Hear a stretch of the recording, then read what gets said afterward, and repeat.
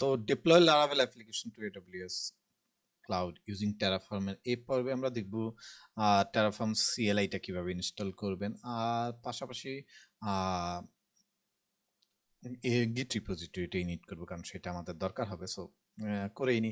So আপনার operating system যেটাই হোক, আপনি এই পেজে চলে আসলে আপনি আমি লিঙ্কটা ডিসক্রিপশন বক্সে দিয়ে দিব।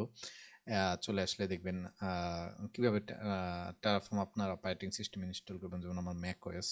সো আমার অপারেটিং সিস্টেমে যদি যান, আপনি আমার অলরেডি ইনস্টল করা আছে।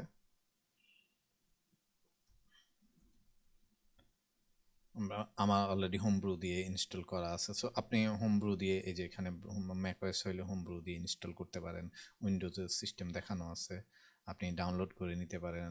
লিনাক্সে কিভাবে করবেন সব ডিটেলস দেওয়া আছে। সো এখানে এই পেজটা ফলো করে আপনারা ইনস্টল করে নিতে পারেন। দেন আমি একটা রিপোজিটরি ক্রিয়েট করে নিছি নেম। আপনি এটা পাবলিকলি অ্যাভেলেবল পাবেন। সো আপনি যে কোনো কি বলেন ইয়ের পরে আমি সেটা কমিট করে দিব, সেটা আপনারা এখানে অ্যাভেলেবল পাবেন এবং সেটা ইউজ করে আপনি প্র্যাকটিস করতে পারবেন। সো চলুন আমরা রিপোজিটরিটা ইনিশিয়ালাইজ করে দেই, কারণ রিপোজিটরিটা ইনস্টল করে ফেলছি। সো ইট জাস্ট চলুন রিলোড করে দেখি। ওকে, চলে আসছে আমাদের অ্যাপ্লিকেশন। যদিও এখানে ইয়ে করার মতো কিছুই নেই, বাট চলে আসছে। So that's it.